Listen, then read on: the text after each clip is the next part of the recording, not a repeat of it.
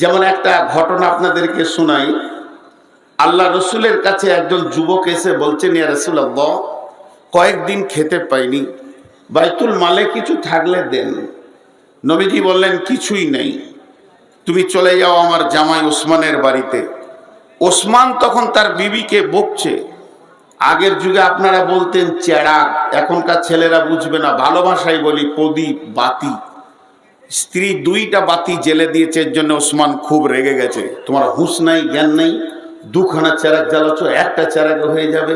আর এই বাইরে থেকে শুনেছে, সুবহান আল্লাহ, যার ঘরে দুটো চেরাগ জ্বললে বিবিকে এত বকে, উদান করবে? উদান করবে না। সুসুর করে পালিয়ে যাচ্ছে। রসুলের কাছে গেলেন, নবীজি বলছেন, তোমাকে কি দিয়েছে দেখি। ওসমান গামছাতে বলে, কিছুই নাই, খবর খুব খারাপ, মামলা খাটো ঘরে জানামেনা ঘরের বেটি লই উম্মে কুলসুম, সে দুটো চেরাগ জ্বেলেছে, তার জন্য ওসমান বকছি, উদান করবে? বলে যাও। আবার পাঠালেন। দ্বিতীয়বার যখন গেল, হযরত ওসমান ওকে অনেক মাল দিলেন তো বললেন, সেই লোকটা, ভিক্ষুকটা, আগন্তুকটা বললেন, ভাই কিছুক্ষণ আগে এসেছিলাম, খালি হাতে ফিরে গেছি, কিন্তু এত মাল দেবেন আমি বুঝতে পারিনি। বলে, কেন তুমি ফিরে গেছিলে, আমি কি ফিরিয়ে দিয়েছিলাম? বলে, না, আপনি তো স্ত্রীকে বকছিলেন দুটো প্রদীপ জ্বালার কারণে, তখনই আমি ধারণা করলাম যার ঘরে দুটো প্রদীপ জ্বাললে সে এত বকে, ওই লোক কি দান করে? তখন বলছে, তোমার কিয়ামতের প্রতি স্বচ্ছ ধারণা আছে?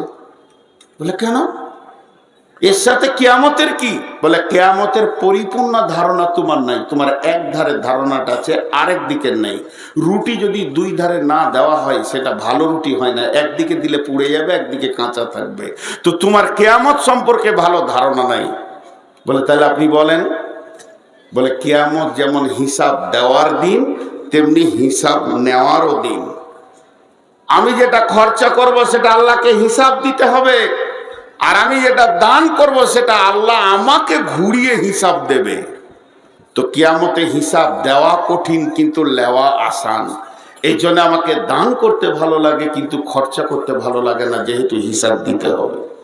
তো আমরা কিয়ামতের একটা পাশ খালি দেখেছি,